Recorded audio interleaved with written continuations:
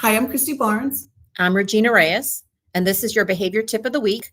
We are going to talk about tips for increasing motivation today. So let's talk about some tips maintaining motivation throughout the school day. First of all, you want to look at reinforcement should be varied. You want to change the type of reinforcers available during different parts of the day. You don't just want to do the same ones all through the day. And you also want to vary the intensity. You want to reserve the most preferred reinforcer for the best effort. If a student just comes in and sits down, you don't want to give them the biggest reinforcer. This encourages maximum effort.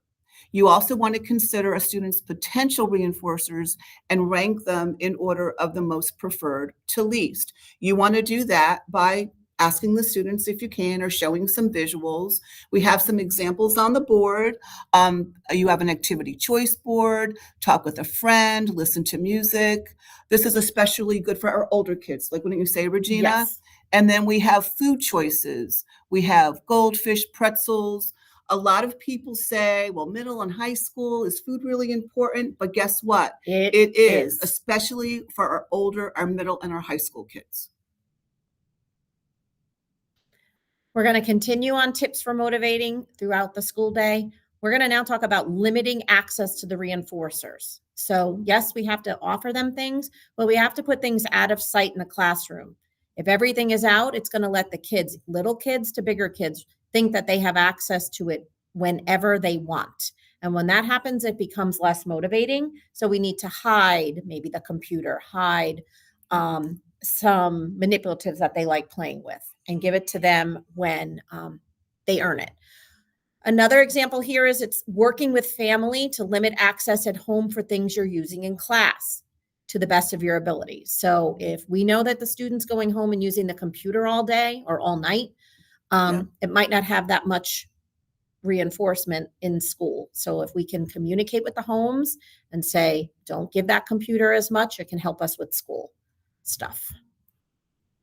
What more tips for maintaining motivation throughout the school day? You want to develop new reinforcers. You want to observe what the student enjoys doing, especially if they're not able to tell you. And then you want to condition new reinforcers by exposing them to new things. You might find some stuff that they really are interested in that, like, you would never think that. And then if you look at modify a child's existing reinforcers, if a student likes gazing at lights, which a lot of our students do, you might want to teach the child to play with a kaleidoscope. If they like to watch videos like TikTok, you maybe want to allow them to make their own video. Another thing with motivation is the rapport, I think, as the staff with the student, because that could be motivating in itself.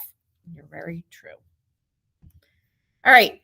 The last slide we have is make it fun. We know if we keep offering the same things to people, it's not going to be as important.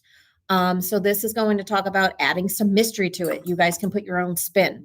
Make the reinforcement predictable, but what is earned a surprise. Some different examples: use a QR code for coupons.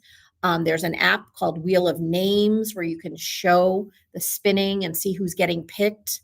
Change it up. On some days, use tickets, then do a surprise drawing at the end of class.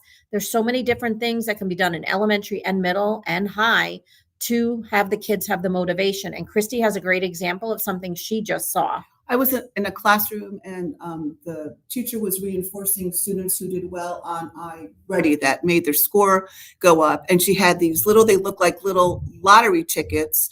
And the students got to scratch off. And what they found when they scratched it off was to maybe to sit in the teacher's favorite chair, to maybe use a special fuzzy pen. And they were so into it because they didn't know what they were going to get. And it was great. She just got them on Amazon. So I think it was really cool for them because, they didn't know. A good example of making some mysteries for the kids. So thank you for joining us on this behavior tip of the week. Have a nice day.